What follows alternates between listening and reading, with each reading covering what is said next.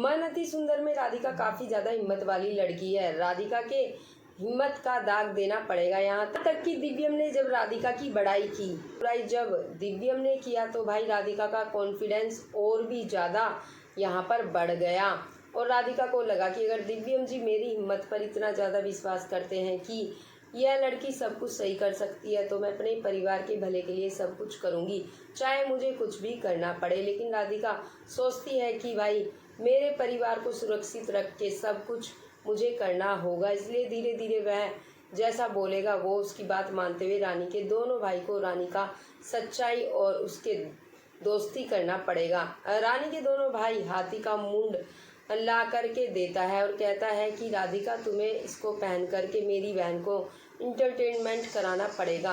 राधिका खुशी खुशी तैयार हो जाती है। दिव्यम को भी समझ में नहीं आता है कि भाई आखिरकार यह राधिका इतनी गुलामी कैसे कर सकती है, लेकिन गुलामी करने के पीछे राधिका बहुत बड़ी राज छुपाई रखी है।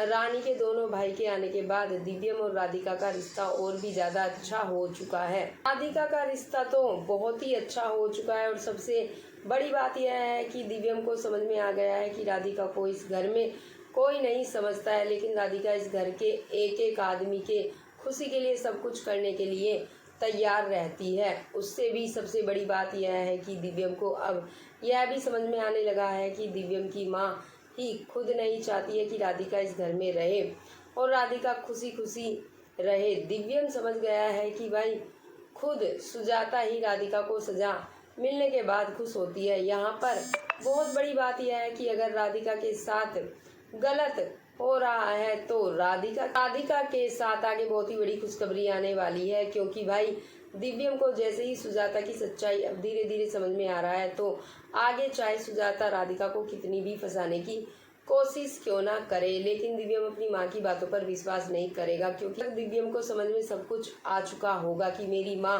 का इतने करने के बावजूद, पूरे परिवार का इतना करने के बावजूद भी वो राधिका को पसंद नहीं करती, इसलिए राधिका के साथ ऐसा कुछ कर रही है।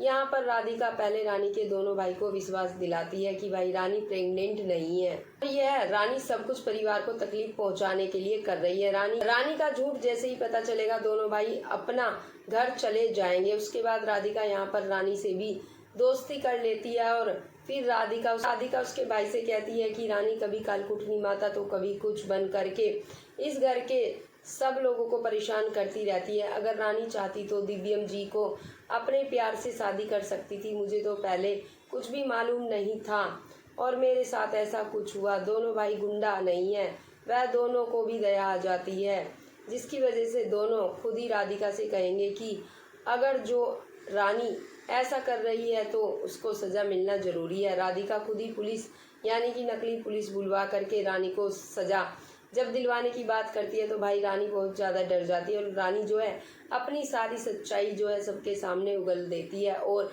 यहाँ पर पूरे बंसल परिवार वाले फिर से खुशी खुशी रहेंगे। आगे की कहानी और भी ज़्यादा धमाकेदार होने वाली है। दोस्तों फिलहाल अभी तक के लिए इतना ही और आगे की कहानी को जानने के लिए कर लीजिए चैनल को सब्सक्राइब, नोटिफिकेशन को ऑन करना ना भूलें। वीडियो को लाइक ज़्यादा से ज़्यादा शेयर जरूर करें और आपको दोस्तों राधिका दिव्यम की जोड़ी कैसी लगती है हमें कमेंट बॉक्स के जरिए ज़रूर बताइए।